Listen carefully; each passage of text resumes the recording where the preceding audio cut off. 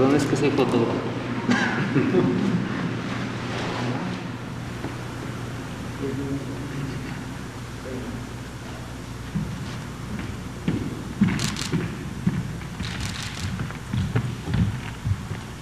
Buenas noches, ¿qué tal?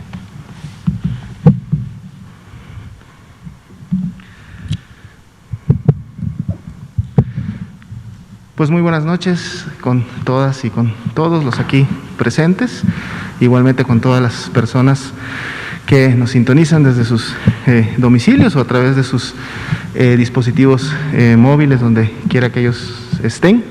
Bienvenidos nuevamente a una conferencia de prensa sobre COVID-19. Estamos en Palacio Nacional, transmitiendo desde la Ciudad de México. El día de hoy, como es ya costumbre, pues vamos a actualizar las estadísticas nacionales y vamos a ver cuál ha sido el comportamiento en las últimas 24 horas de la epidemia de COVID-19 en México. Pero además, el día de hoy vamos a aprovechar para retomar los mensajes y la información también sobre otra enfermedad, que es una enfermedad ya endémica en el país, es decir, la tenemos todos los años, se comporta también en muchas ocasiones de manera epidémica para ciertas regiones, ciudades, cuando se presentan este tipo de brotes y eventos. Ya hemos hablado sobre ella en el transcurso del año, pero creo que es una buena oportunidad de volver a retomar el tema, y es precisamente sobre el dengue. Y es la razón por la cual esta noche nos acompaña, y agradecemos su presencia aquí, a la doctora Santa Ceballos. Ya ha estado la doctora Santa con nosotros en conferencias previas. Como ustedes saben, ella es la directora de Vigilancia Epidemiológica de Enfermedades Transmisibles dentro de la Dirección General de Epidemiología. Entonces, bueno, la doctora Santa nos actualizará hoy un poco cuál ha sido también el comportamiento de dengue, recordando que algunos de sus signos y síntomas al inicio pueden ser muy similares a los que produce COVID-19. Luego sí viene una diferenciación clara en donde COVID-19 es más, como ya sabemos, una enfermedad respiratoria en sí, y el dengue tiene una afectación un poco más sistémica, pero siempre es un reto al principio, y sobre todo en lugares, en ciudades donde, como dijimos, el dengue ya es endémico, y en la temporada de lluvias, en el verano, produce brotes importantes, pues a veces poder clínicamente al inicio diferenciar entre una enfermedad y la otra, y por lo mismo dar el abordaje clínico adecuado. Pero para eso precisamente la vigilancia epidemiológica y el diagnóstico por laboratorio es el que contribuye a través de los estudios de caso y los diagnósticos confirmatorios para cada una de las enfermedades, a que también se pueda realizar esta diferenciación y por lo tanto el abordaje. Pero la doctora Santa de seguro nos hablará y profundizará mucho más en relación a este tema. Entonces, bueno, vamos a iniciar con el componente de COVID-19 y la actualización para el día de hoy. Estamos en la conferencia vespertina ya número 248, nos estamos acercando a la 250, en el día 161 de esta nueva normalidad. Nueva normalidad, se le ha puesto este nombre a este periodo en el cual estamos viviendo la epidemia de COVID-19 en México, porque precisamente la nueva normalidad significa que debemos de implementar en nuestro día a día nuevos hábitos que nos van a venir a proteger, van a contribuir a protegernos de en su momento poder contagiarnos del virus SARS-CoV-2, y es lo que noche con noche le pedimos a la población, siempre hacer un esfuerzo para poder implementar en el día a día estos hábitos. ¿Cuáles son? Los repetimos para que siempre no haya dudas sobre ellos. El primero y el más importante, el lavado frecuente de manos, con agua y jabón preferentemente. Si no tenemos a la mano un lavabo o el agua o el jabón, pues entonces el alcohol gel con al menos una concentración de un 70% para asegurar una desinfección en manos que nos permite esa protección. Claro que lo ideal es, además de ese lavado de manos o esa higiene de manos, no llevarnos las mismas a la cara, es decir, no tocarnos con las manos la boca, la nariz, los ojos, que son precisamente las vías de entrada hacia nuestro sistema respiratorio de lo que sería el virus SARS-CoV-2. Sin embargo, dado que el principal mecanismo de transmisión del virus es precisamente de una persona enferma a una persona sana, cuando esta persona enferma estornuda, tose, libera gotas a través de sus vías respiratorias, libera gotas donde están presentes los virus. Y lo mejor que podemos hacer para eso es, uno, la sana distancia. Si yo estoy a mínimo 1.5 metros, ideal 2 metros de cualquier otra persona, voy a estar a una distancia que va a impedir que si esa persona tose o estornude, esos virus lleguen a mis vías de entrada y me pueda yo contagiar. Igualmente, si estoy en un área en donde no puedo guardar esa sana distancia o voy a realizar actividades con un conjunto de personas, el uso correcto, adecuado del cubrebocas puede en su momento disminuir y proteger el contagio. Cuando decimos el uso adecuado, precisamente hablamos del cubrebocas que debe de cubrir todas las fosas nasales y la boca, y que debemos de usarlo y mantener una limpieza constante de él, preferentemente diaria, sobre todo cuando lógicamente estamos usando estos cubrebocas que son de tela y que son los que se recomiendan para el ámbito comunitario. Los cubrebocas desechables, como su mismo nombre lo dice, nos sirven solamente para el momento o las horas en que los utilizamos, y una vez que terminamos de hacer la actividad, como su nombre lo dice, deben de ser desechados también de manera adecuada. Entonces, bueno, estas son actividades que debemos de estar implementando en el día a día y van a contribuir entonces a que podamos disminuir de manera colectiva la transmisión y por lo tanto la epidemia en México.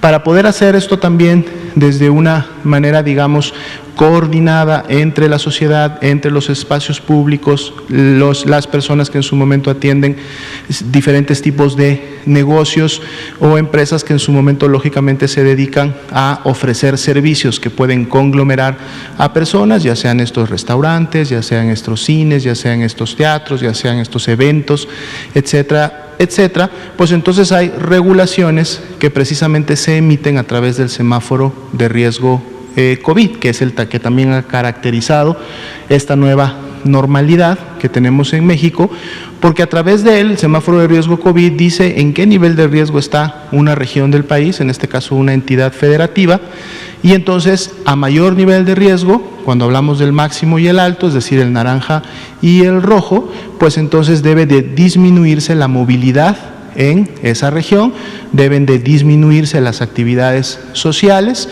y esto lógicamente para contribuir a también disminuir en su momento el riesgo.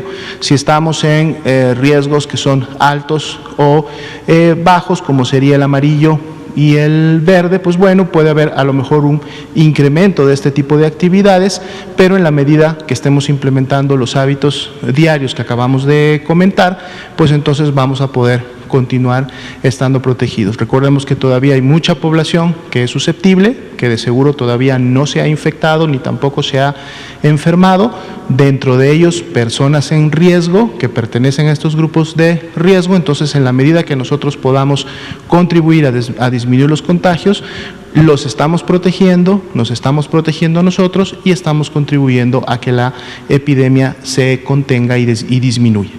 Vamos a ver los números para el día de hoy, si nos comparten la siguiente diapositiva, aquí está.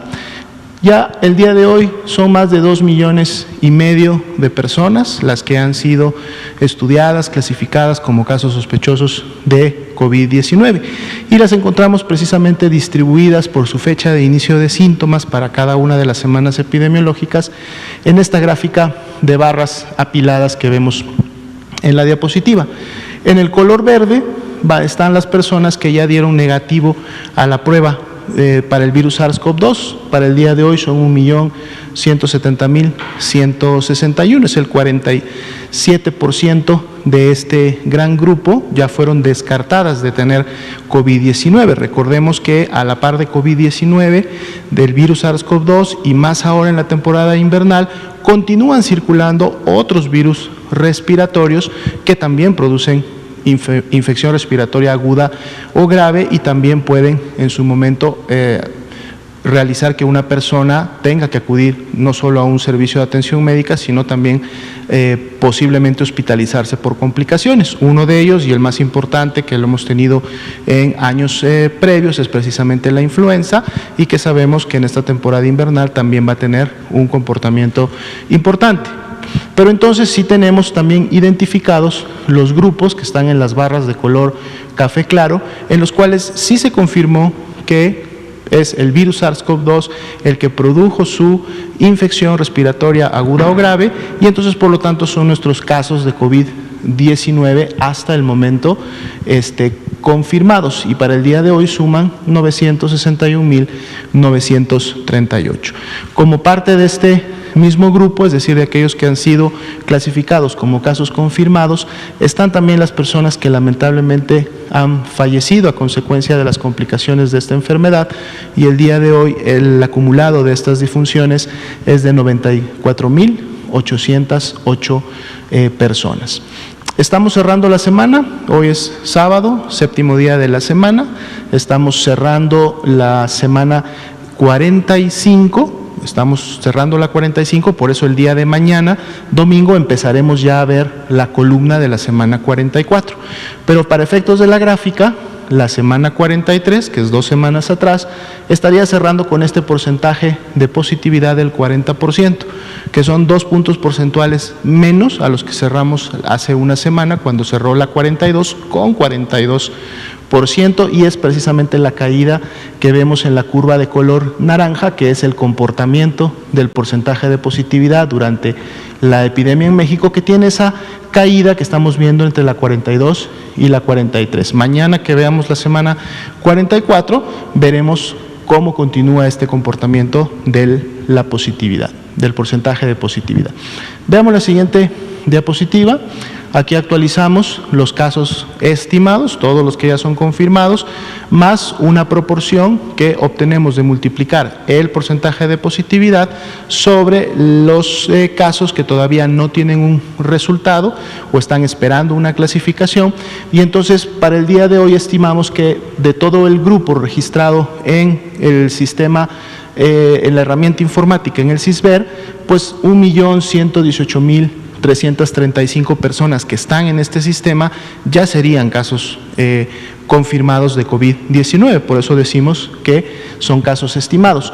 Y podemos ver su comportamiento precisamente en la curva de color azul claro, que para las últimas 2 semanas graficadas, que son la 42 y la 43, el día de hoy y para esta semana sería pues un incremento de un más 6%.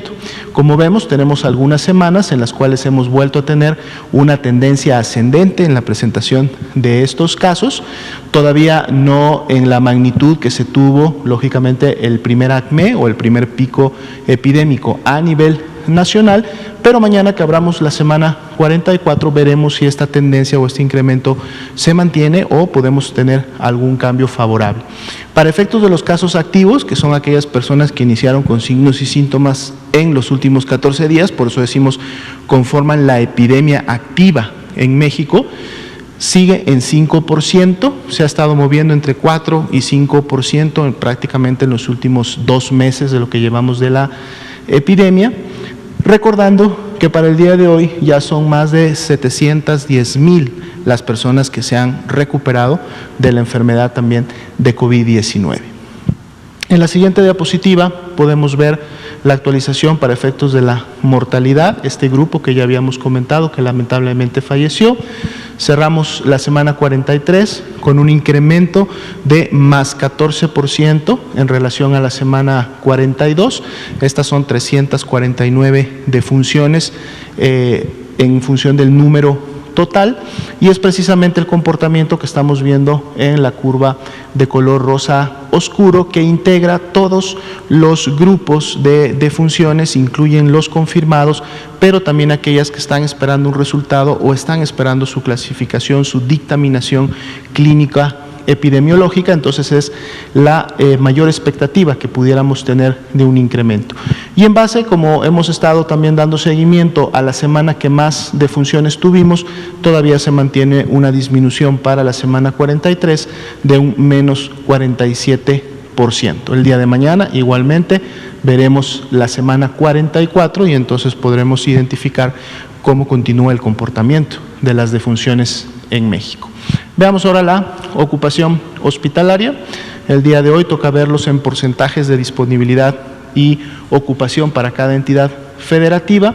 Ya veníamos viendo que en las últimas 2 semanas, precisamente el estado de Chihuahua y ahora el estado de Durango, si recuerdan el día de ayer actualizamos semáforo de riesgo COVID y tenemos ya también al estado de Durango en un nivel de riesgo máximo que es de color rojo y son precisamente las 2 entidades que tendrían la mayor ocupación hospitalaria al corte de ayer a la medianoche.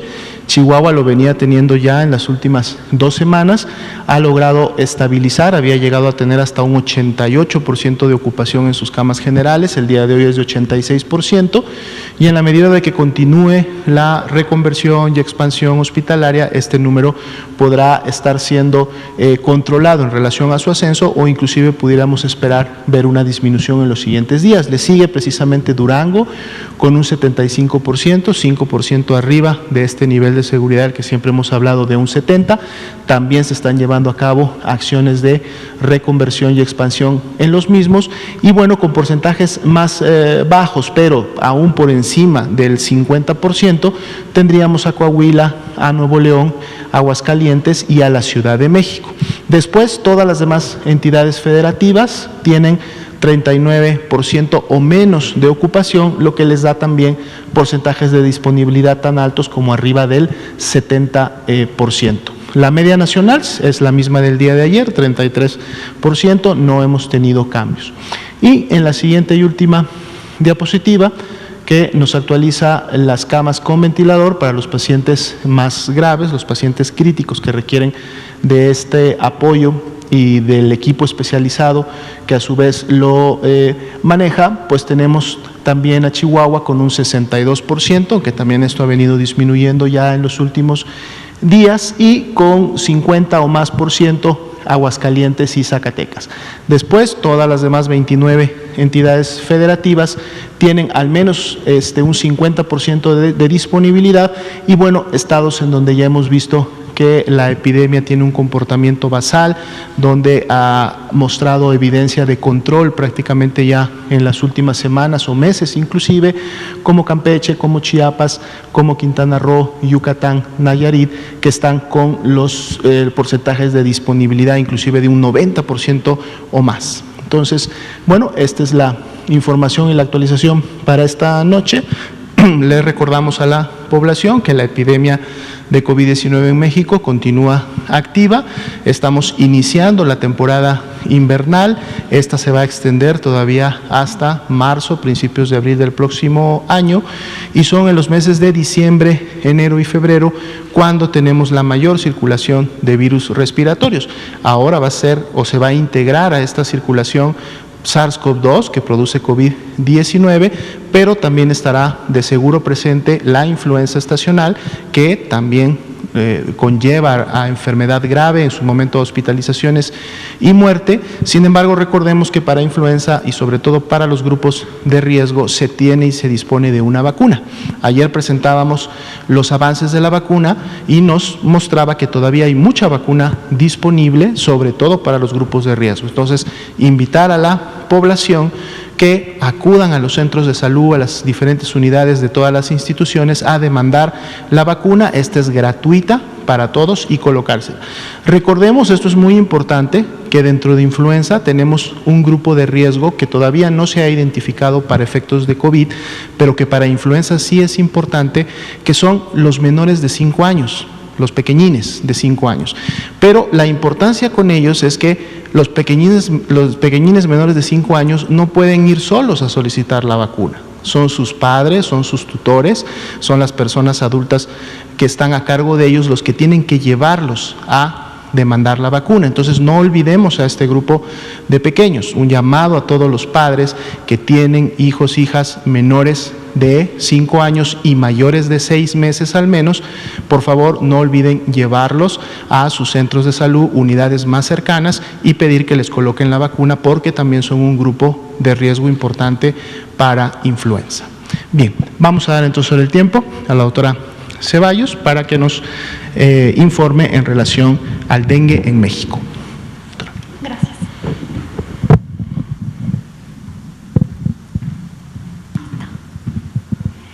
Bueno, muy buenas noches a todas y todos nuevamente. Muchas gracias por la oportunidad de estar el día de hoy informándoles de una de las patologías o otra de las patologías que tenemos en nuestro país, que hay actualmente en México y que es importante que la población conozca.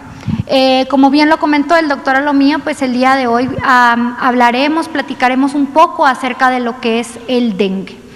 El dengue es una enfermedad que nosotros la conocemos o la catalogamos como una enfermedad transmitida por vector.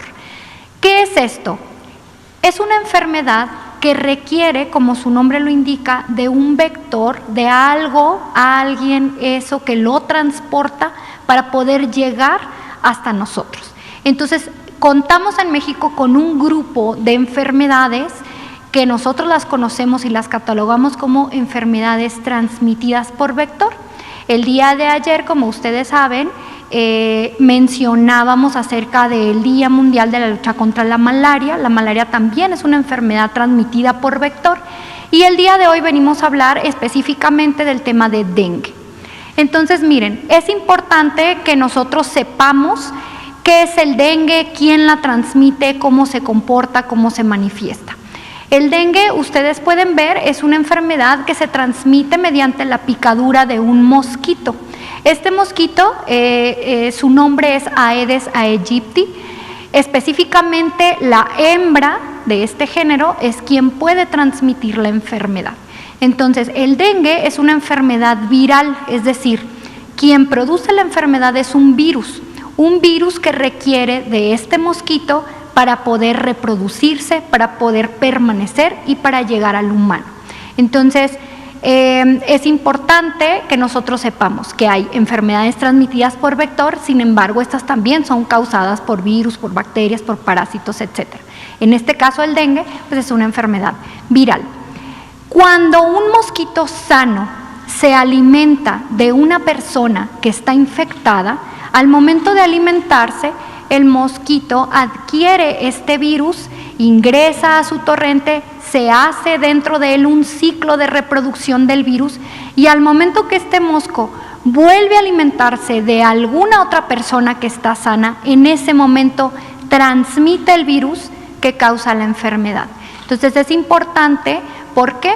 Porque el resto de mensajes o el resto de información complementaria que les daré acerca de cómo podemos prevenir la enfermedad tiene que ver con la permanencia del vector. Es decir, si yo desde mi casa trabajo para que no haya lugares donde este vector, el mosquito, viva o se alimente, entonces podré mantenerme lo más segura o alejada de la enfermedad, y por tanto estas medidas de prevención tienen que ver con el control del vector. ¿Qué puedo yo hacer para controlar o para disminuir la presencia de este vector que va a transmitirme la enfermedad? Entonces, vean, dentro de las características yo les había comentado que únicamente la hembra de este mosquito es quien va a transmitir la enfermedad. Al momento de alimentarse de una persona que está infectada, va a adquirir el virus, y a la siguiente persona de la cual este mosco se alimente va a ser a quien le va a transmitir la enfermedad, le va a transmitir este virus. Es importante, como ya les mencioné, que para que esto permanezca, pues el mosco requiere de un hábitat, requiere de un lugar en donde él se sienta a gusto y donde pueda vivir y donde pueda reproducirse. Estos lugares donde el mosco vive y se reproduce son conocidos como criaderos. ¿Cuáles pueden ser criaderos? Los criaderos son específicamente lugares en donde nosotros podemos identificar agua limpia, esto es muy importante, agua limpia y estancada. Mucha gente cree que si yo tengo un criadero, puede ser un contenedor de agua que está tirado en mi patio, que tiene agua sucia, ¿verdad? Que tiene ahí varios días, pues ahí va a estar el mosco. El mosco es un ser vivo que requiere un ambiente también limpio para colocar sus huevecillos y que estos puedan eventualmente eclosionar y darme un mosco nuevo que se va a alimentar de alguien enfermo y que después va a ir a infectar a más personas. Entonces, cualquier tipo de contenedor de agua, con agua limpia y agua estancada, puede ser un criadero. Por eso es importante que yo lo sepa y que si yo en mi hogar tengo contenedores de agua, pues sepa cómo mantenerlos libres de el mosco para que no se conviertan en criaderos, ¿sí? Entonces, también hay que recordar que los huevecillos del mosco pueden aguantar o pueden perdurar en un ambiente seco durante un periodo de tiempo prolongado. Por eso es importante que si yo tengo un contenedor de agua y lo vacío, además lo lave. ¿Para qué? Para que esto elimine estos huevecillos de este vector, ¿sí? ¿Podemos dar la siguiente, por favor? Entonces, bueno, ya platicamos un poco acerca de quién transmite la enfermedad y qué requiere este vector para sobrevivir y para mantenerse cerca de nosotros. Ahora, si yo soy una persona que este mosco que tenía el virus se alimentó de mí, ¿verdad? Y se va a desarrollar la enfermedad, ¿qué es lo que yo voy a identificar como manifestaciones? Las primeras manifestaciones del dengue son manifestaciones con características similares en varias de las patologías que he tenido la fortuna de venir a comentar con ustedes. Entonces, lo primero que voy a identificar o dentro de la sintomatología que yo voy a identificar está la fiebre. Y aquí hago una pausa. Yo les daré una serie de síntomas que se manifiestan en los adultos, sin embargo, en los niños, lo primero que yo voy a identificar y con lo único que yo tengo que pensar o considerar que puede ser dengue es la fiebre, ¿sí? En los niños la fiebre es un signo, es un síntoma que a mí me tiene que llamar la atención y decir, no es normal que mi niña o mi niño tenga fiebre. Entonces, siempre que un pequeño o una pequeña tengan fiebre, lo ideal es no automedicarse, no automedicar y siempre acudir al centro de salud. Esto es un mensaje muy importante. Dentro de la sintomatología, como les decía, pues está la fiebre. Otro de los síntomas que nosotros podemos identificar son las mialgias y artralgias. Este es el nombre obviamente médico, pero básicamente lo que son las mialgias y las artralgias es el dolor muscular y el dolor de articulaciones. Entonces la persona tiene fiebre, la persona tiene dolor en los hombros, en la cadera, en las rodillas, puede tener dolor en las pantorrillas, ¿verdad? Tiene dolor muscular, dolor de articulaciones, tiene fiebre, tiene dolor de cabeza. Uno de la sintomatología que mencionan muchos de los pacientes es que tienen dolor detrás de los ojos. Nosotros lo conocemos como dolor retroocular, pero también hay gente que no logra identificar específicamente este dolor que pareciera que está detrás de los ojos y entonces nos dicen, es que me duele la cabeza y me duelen los ojos, ¿no? Siento que mis ojos están presionados o apretados. Entonces, toda esta suma de sintomatología, fiebre, dolor muscular, dolor de articulaciones, dolor de ojo, dolor de cabeza, me tiene que hacer pensar en dengue. ¿Qué es esa otra cosa por la cual yo voy a pensar en dengue? La asociación epidemiológica, es decir, que yo viva en un lugar en donde hay casos de dengue. ¿Por qué? Porque recuerden, para que yo pueda tener dengue, tengo que vivir o tengo que haber viajado o visitado un lugar donde hay casos confirmados de dengue y también está el vector. El dengue no se transmite porque una persona con dengue me toque, me abrace, me estornude cerca o tenga tos. Es decir, requiere de este vector para que la enfermedad llegue. Por eso es importante que nosotros también sepamos cuáles son los lugares en donde hay dengue en México, y también lo veremos más adelante. Ahora, otro punto importante de dengue, ya dijimos cuál es la sintomatología básica, pero es que hay ciertos signos de alarma en dengue, y estos signos de alarma tienen que ver con la fisiopatología de la enfermedad, es decir, qué causa la enfermedad al interior de mi cuerpo y qué órganos está dañando, y esas van a ser las manifestaciones que yo voy a tener. Entonces, signos de alarma: dolor abdominal intenso, vómito que no se detiene, ¿sí? Un vómito que no se detiene, que es persistente. Puedo tener sangrados a diferentes niveles.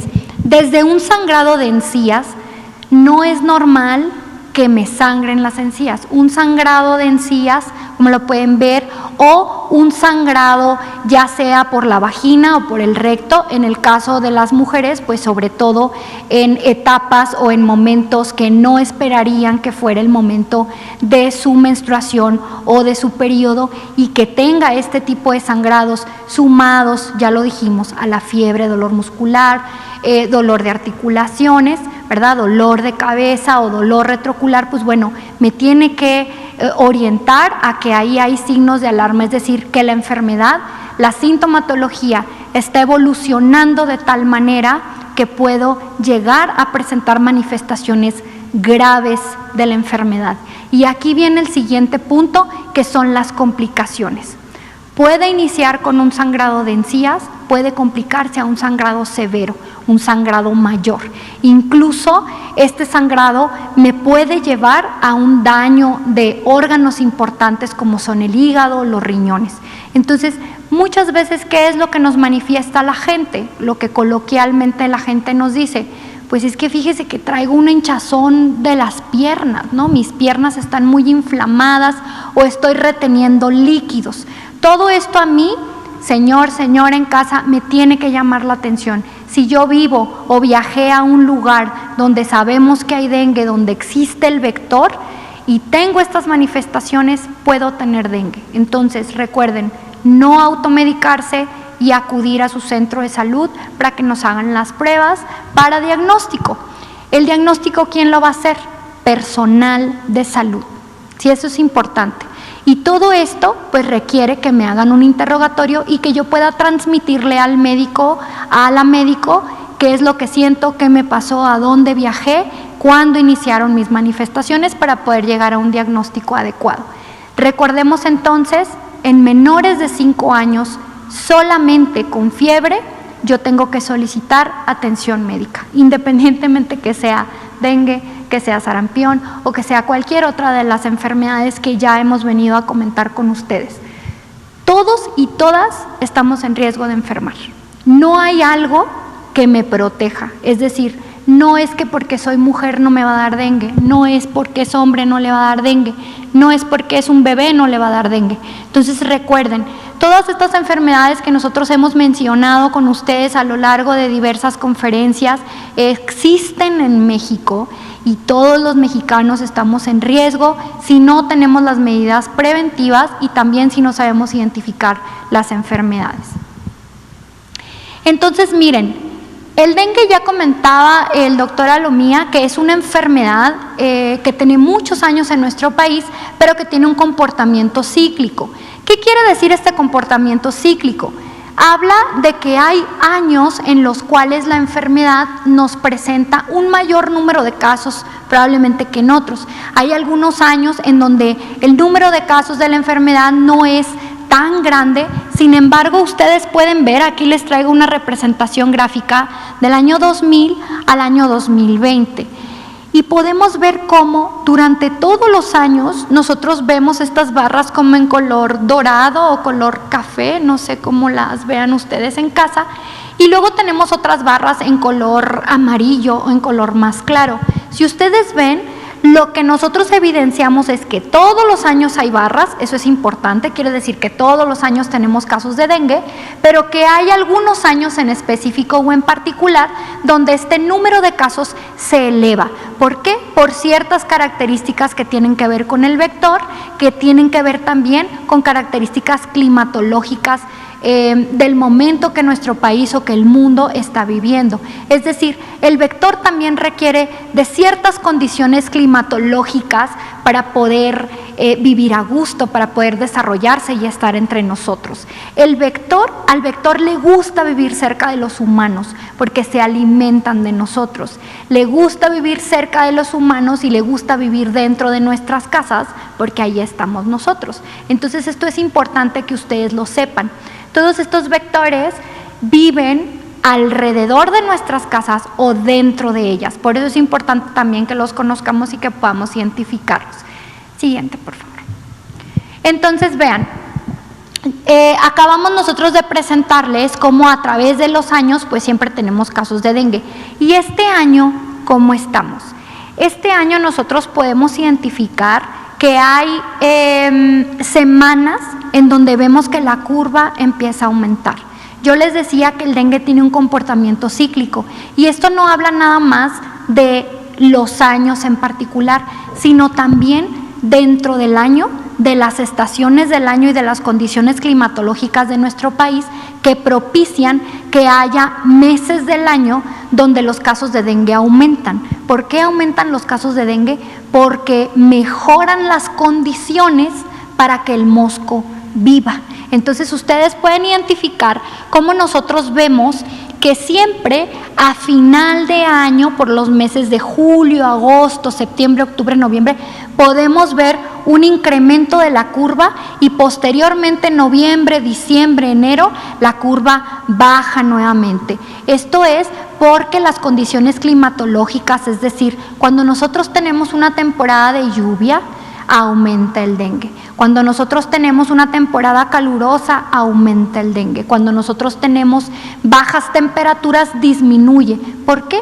Porque el vector no tiene condiciones propicias para vivir, para sobrevivir. Al no haber vector, no transmite la enfermedad. ¿Sí? Esto es importante y lo vamos a ver también más adelante en las siguientes gráficas. Ustedes pueden ver en este mapa que tenemos colores verdes, colores rojos, colores dorados y tenemos adentro unos números 1, 2, 3 y 4. Existen 4 variantes del virus del dengue. Esto es importante también saberlo. ¿Por qué? Porque hay algunas variantes que sus manifestaciones, es decir, como nosotros vamos a ver el comportamiento de la enfermedad, es más grave. El dengue virus 2, ¿verdad? Ustedes pueden ver el número 1, 2, 2, 1, 2, 3, es decir, son las entidades de la República y el número de serotipos o de variantes de dengue que se han identificado. Es importante saberlo porque a mí me puede dar dengue hoy y ser dengue virus 1 y en 8 meses me vuelve a dar dengue y es dengue virus 2 o dengue virus 3. Es decir, existen 4 variantes del dengue que están presentes en nuestro país y que estos 4 tienen diferente tipo de gravedad o nos van a dar diferentes manifestaciones de gravedad de la enfermedad. Actualmente se ha identificado que el dengue virus 2 es uno de los que nos da manifestaciones graves con mayor frecuencia. Siguiente, por favor. Entonces vean, actualmente en este año 2020 nosotros tenemos casos de dengue grave y dengue no grave. ¿Por qué? Porque hay un cuadro clínico de dengue en el cual lo único que vamos a tener es lo que yo les comentaba en un principio: fiebre, dolor muscular, dolor de articulaciones, dolor de cabeza. Pero hay otro tipo de manifestaciones que nosotros a nivel clínico, es decir, cuando ustedes acuden a la consulta o en algunos casos pacientes que tienen que ser hospitalizados, identificamos este tipo de gravedad en la enfermedad y entonces nosotros clasificamos el dengue como dengue no grave, dengue con signos de alarma y dengue grave. Ustedes pueden ver que la mayor cantidad de casos de dengue en México es dengue no grave. Sin embargo, también tenemos casos de dengue grave. Y muchas veces estos los vemos porque la población no acude a tiempo a solicitar atención médica y entonces a lo mejor un pequeño sangrado de encías que me estaba diciendo atento, atento, ve al centro de salud y no fui, puede desarrollarse o complicarse la enfermedad y pues terminamos con un cuadro de dengue grave. Las comorbilidades también pueden llevarme de tener un dengue no grave a desarrollar manifestaciones de gravedad. ¿Cuáles son las comorbilidades mayormente identificadas en dengue? Diabetes, ¿verdad? Ustedes saben que en México tenemos una gran cantidad de casos de diabetes, entonces diabetes, hipertensión, insuficiencia renal y, si bien no es una comorbilidad, el embarazo es una condición que también puede propiciar que si la mujer embarazada tiene o es infectada con dengue, pues pueda tener manifestaciones graves. Entonces es importante que tengamos siempre muy presente estas condiciones. Siguiente, por favor.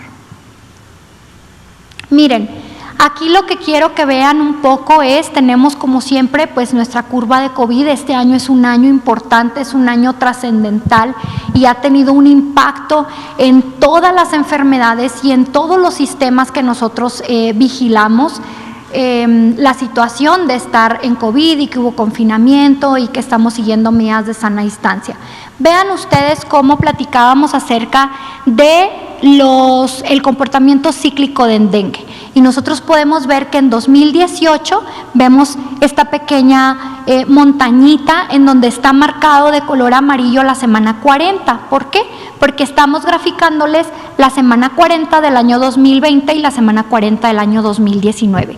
Vean, en los 3 años hay dengue, pero vean la cantidad de casos cómo va variando en un año y en otro. Entonces, esto nos da también la magnitud de la enfermedad, es decir, un gran número de personas son afectadas en México por dengue y esto está en toda la República Mexicana.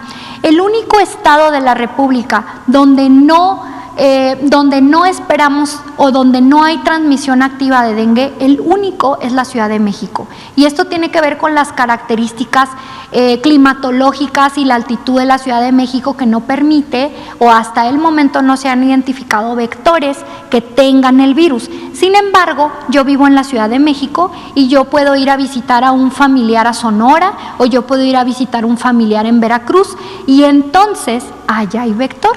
Yo vengo a la Ciudad de México y tengo fiebre, tengo dolor de articulaciones y tengo dolor de atrás de los ojos o dolor retroocular. Voy a mi centro de salud aquí en la Ciudad de México y si yo les digo que viajé a una entidad donde sí hay vector, cualquiera que no sea la Ciudad de México, debemos pensar en dengue. Entonces es importante que nosotros también manifestemos que tuvimos un antecedente de viaje, ¿sí? Eso es importante. Siguiente, por favor.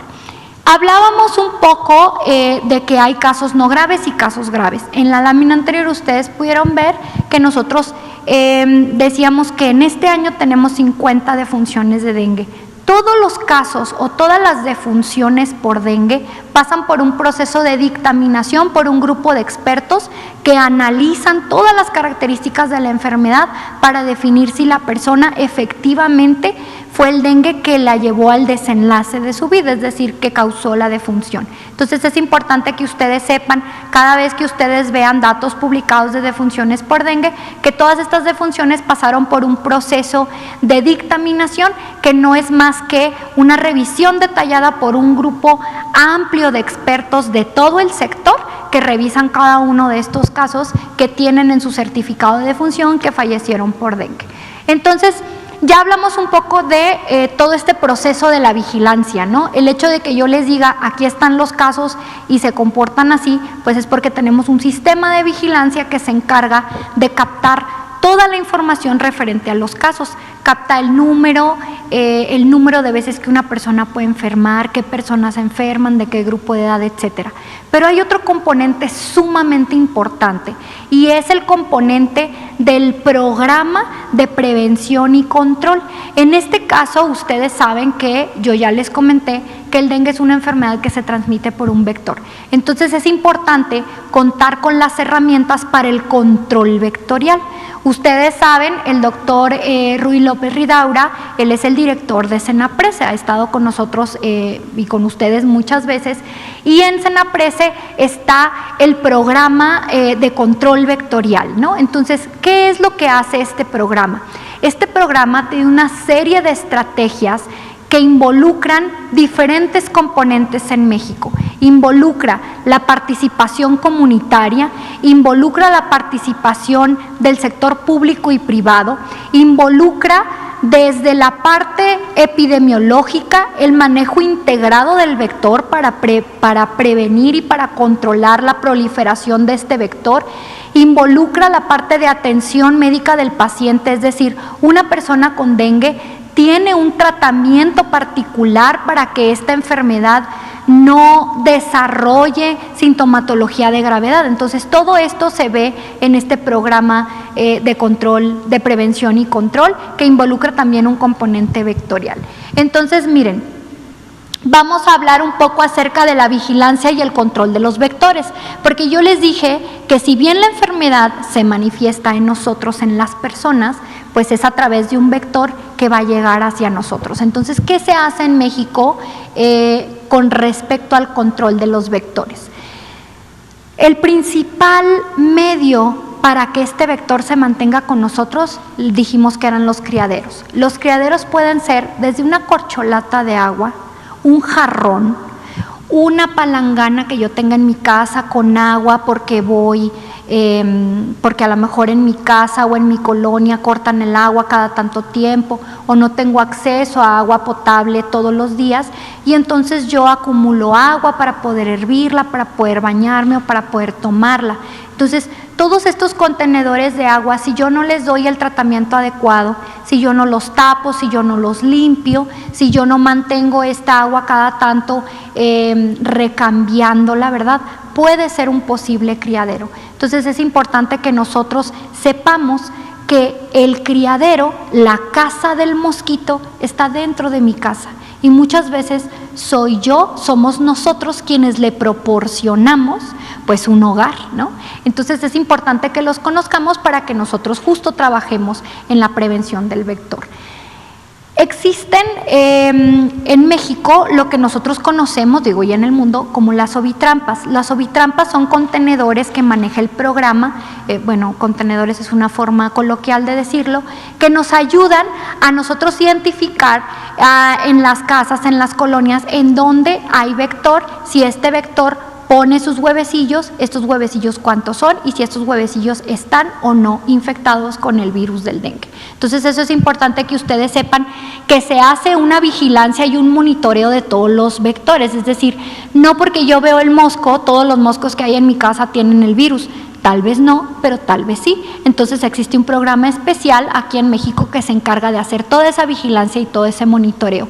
Se requieren más de 1,300 personas para hacer la labor de la colocación y la lectura de estas llamadas ovitrampas. Es decir, este trabajo se tiene que hacer semana con semana, el colocar una ovitrampa, esperar que el vector coloque sus huevecillos o trate de reproducirse y después hacer la lectura y la destrucción de los huevecillos. Es decir, ese trabajo no se hace solo y es un ejército de personal de salud que se encarga de dar este seguimiento. Ahora, si yo les comenté que los criaderos y que el mosco le gusta estar dentro de nuestra casa o alrededor de nuestra casa, ¿dónde se colocan las ovitrampas?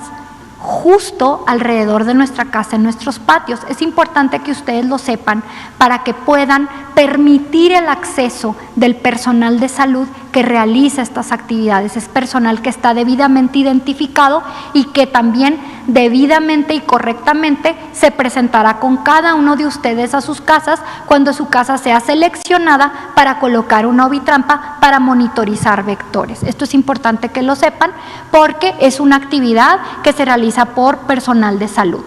Entonces, nosotros, la comunidad, vamos a controlar y eliminar, ¿verdad?, los criaderos del mosquito, las casas del mosquito, ya sea permitiendo el acceso del personal que realiza las actividades o haciéndolos nosotros mismos, como no teniendo contenedores de agua que estén estancados o con agua estancada por mucho tiempo sin revisarlos, sin lavarlos, sin voltearlos o sin tapa. Esto es importante.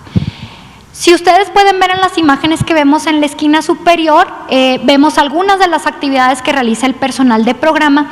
Y la última imagen, esta es muy importante, Son camionetas que nosotros conocemos la actividad como nebulización.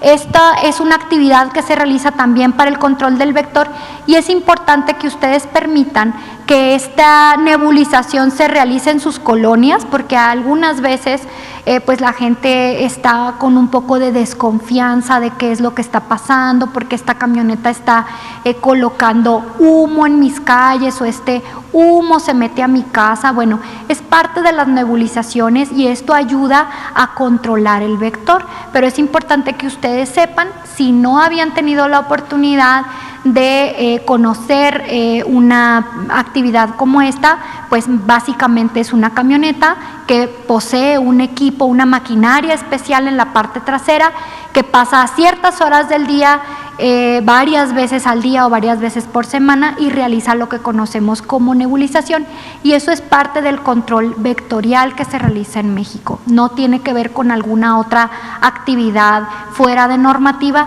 sino que es parte de las acciones integrales que realiza el programa de control vectorial. Siguiente, por favor. Y pues hablando del medio ambiente, el control del dengue va a requerir que nosotros sobre todo trabajemos en que no existan los criaderos. Entonces esto tiene que hablarnos o nos habla de acción comunitaria, de la intercomunicación también con nuestra parte de los municipios, de los gobiernos, para identificar si nosotros, digamos, en algún parque, en algún panteón, en nuestro peridomicilio, es decir, alrededor de nuestra casa, nosotros identificamos que hay actividades que se pueden realizar para disminuir o para eliminar los criaderos, pues tenemos que trabajar todos en conjunto para llegar a ello. Sabemos que no nada más eliminar criaderos va a terminar o controlar el dengue, también requerimos que, pues por ejemplo, haya agua potable. En los lugares donde no hay agua potable, pues tenemos que tener contenedores con agua, ¿verdad? La idea es trabajar para que eventualmente estas actividades o estas acciones integrales nos permitan vivir mejor y poder tener un buen ambiente para que no se desarrollen ciertas enfermedades, en este caso como el dengue, pues para que no haya hábitats propicios para los vectores y que por tanto cada vez estemos con menores casos de la enfermedad. Siguiente.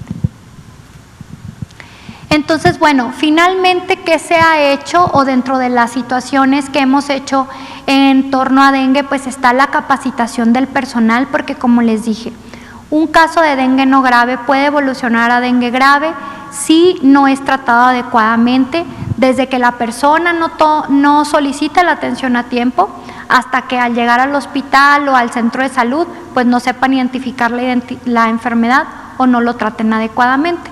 Entonces se han hecho muchos cursos de capacitación. El último curso de capacitación involucró a personal de OPS, se capacitó, como ustedes pueden ver, a más de 10,000 médicos en México para la adecuada atención del dengue. Entonces nosotros mantenemos una capacitación constante de todo el personal de salud y pues creo que este tipo de espacios como la conferencia que tenemos el día de hoy nos permite también capacitar e informar a la gente. Esto es muy importante. La gente debe de conocer la enfermedad, debe conocer la sintomatología y debe saber que muchos de nosotros, todos nosotros podemos hacer una labor muy importante para mantenernos seguros y libres de muchas enfermedades, entre ellas el dengue. Siguiente.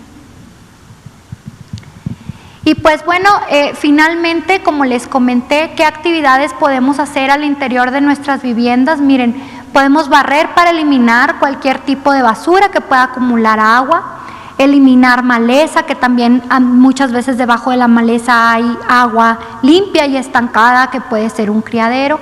Nosotros podemos ordenar todos los objetos en la casa, como les dije, verificar que no haya ahí estancamiento de agua donde puede reproducirse el mosco o colocar los huevecillos para que eventualmente pues haya el vector dentro de mi casa. Como les comentaba, tapar todo tipo de recipientes de agua, tirar cualquier objeto que no requerimos en casa, que se está acumulando ahí, que tal vez debajo de él o a un lado de él pueda haber un posible criadero. Dentro de las acciones de protección, nosotros recomendamos en las casas pues colocar mosquiteros, Para las personas, utilizar pabellones también a la hora de dormir. Recuerden que el mosco también no le gusta el calor, le gusta lo fresco. Generalmente al momento del atardecer, cuando baja el sol, es cuando el vector aparece en mayor cantidad. Muchas veces ustedes identificarán que cuando cae la tarde o muy temprano en la mañana es cuando más vectores puedo tener al interior de mi casa. Y pues bueno, nosotros podemos utilizar pabellones, vestir con camisa de manga larga y pantalones, y vamos a acudir a lugares en donde sabemos que es vector, donde hay vectores, y eso nos puede proteger también. Y finalmente, permitir que durante las nebulizaciones nosotros podamos mantener puertas y ventanas abiertas, porque la nebulización nos va a ayudar a eliminar el vector. Miren, de mi parte, pues básicamente sería todo. Agradecerles como siempre el espacio y finalizar con este mensaje: sin criaderos no hay mosquitos y sin mosquitos no hay dengue. Este es el Aedes aegypti, ustedes lo pueden ver. Es un mosco que dentro de sus características, en sus patitas, tiene unas líneas blancas como de tipo cebra. Entonces es importante que ustedes sepan que este es el mosco que transmite el dengue. Transmite otras enfermedades también, como el virus del Zika o el chikungunya, que probablemente hablemos más adelante de estos temas. Y si no, en la página de la Secretaría de Salud ustedes pueden consultar muchísima información acerca de la vigilancia y del control de todos estos vectores para prevenir todas las enfermedades. Les agradezco mucho y estoy atenta. Gracias. Muchas gracias, doctora Santa Ceballos, directora de Vigilancia Epidemiológica de Enfermedades Transmisibles. Como ustedes pueden ver, tanto en COVID como en dengue, hay actividades de prevención que podemos llevar a cabo para evitar la transmisión y el contagio de estas enfermedades. Algunas, lógicamente, las debe de implementar y poner en acción los diferentes niveles del gobierno, pero hay otras que ustedes identifican que son muy importantes, que es responsabilidad de cada uno de nosotros como ciudadanos ponerlas en práctica si queremos llegar al control de la enfermedad. La suma de los esfuerzos del gobierno y de la sociedad son los que pueden finalmente contribuir a tener en control estas epidemias. Pasemos entonces ahora a preguntas y respuestas, por favor. Buenas noches. Hola, buenas noches, Arturo Contreras, de Pie de Página. Tengo varias preguntas. Por ejemplo, sobre las pruebas que se aprobaron ayer, mencionaron que se van a dar capacitaciones en los laboratorios que las van a aplicar. Entonces, a ver si estos laboratorios que van a estar aplicando estas pruebas rápidas van a integrarse al sistema de la red IRAG, ¿no?, para llevar el conteo de las personas que dan positivo. Y esta es una duda que tenemos en la redacción desde hace tiempo: saber bien cuántos doctores se han contratado y cuántos se han basificado, ¿no? Cuántos se han contratado durante la pandemia y cuántos se han basificado durante este tiempo y cuántos se tiene planeado basificar. Y una última sobre los migrantes y el programa Quédate en México, ¿no?, firmado por la Secretaría de Relaciones Exteriores y el Departamento de Estado de los Estados Unidos, que tiene la intención de que los migrantes que piden asilo en Estados Unidos esperen sus trámites en territorio mexicano.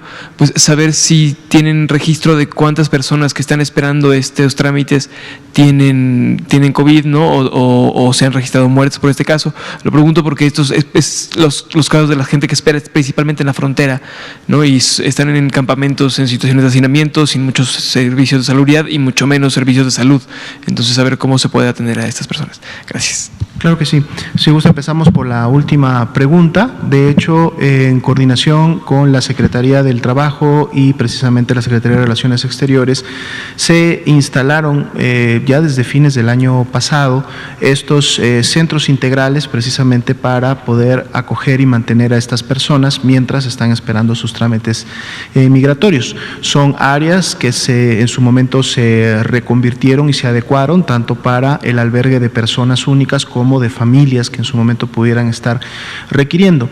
En su momento nos tocó visitar, por ejemplo, el de Tijuana, pero sabemos que también hay otros en Ciudad Juárez y en otras ciudades de la frontera, y la Secretaría de Salud colabora con estas instituciones y con este programa a través precisamente de las jurisdicciones sanitarias, llevando los componentes de consulta médica, todos los programas preventivos, detecciones y todo aquello que en su momento la Secretaría de Salud Salud ofrece en sus unidades o en sus centros médicos o unidades familiares. El Instituto Mexicano del Seguro Social también ha contribuido con recursos, tanto de insumos, medicamentos y personal, recurso humano, para este tipo de actividades.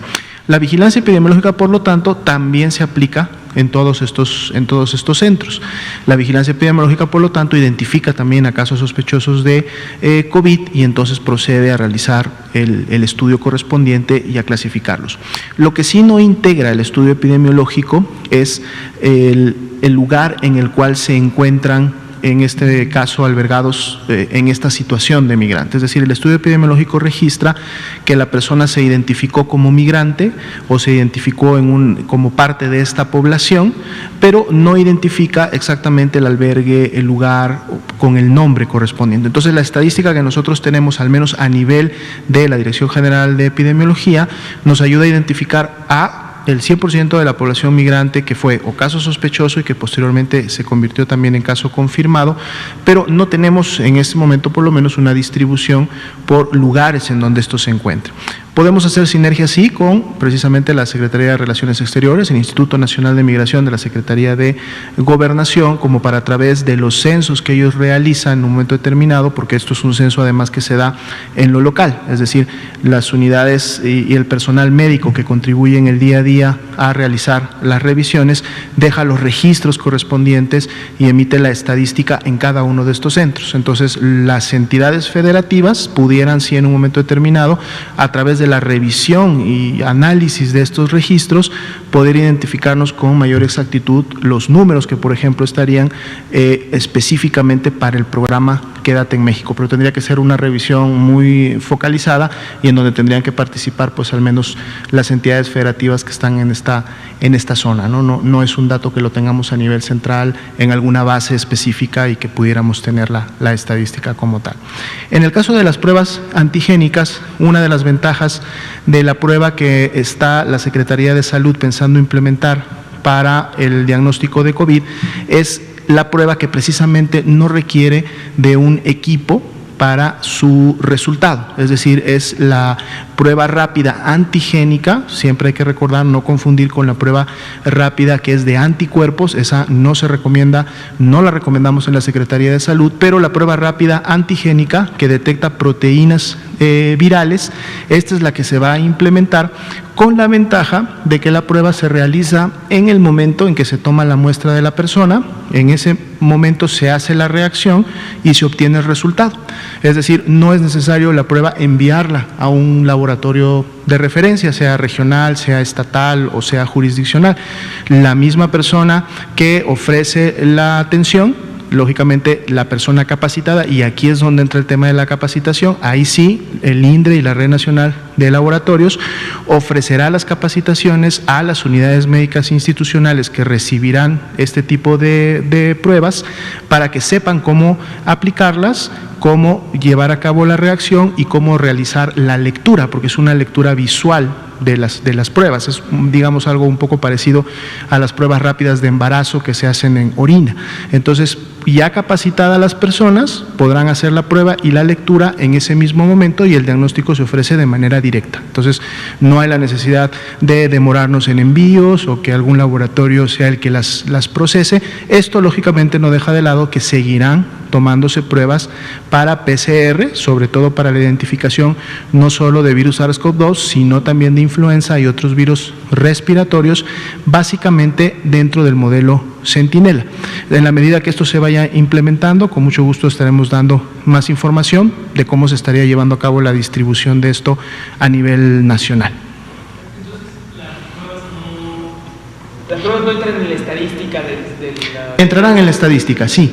Una prueba antigénica que sea positiva será un caso confirmado de COVID-19 y estará formando parte de las estadísticas tanto de la entidad como del país. ¿Sí?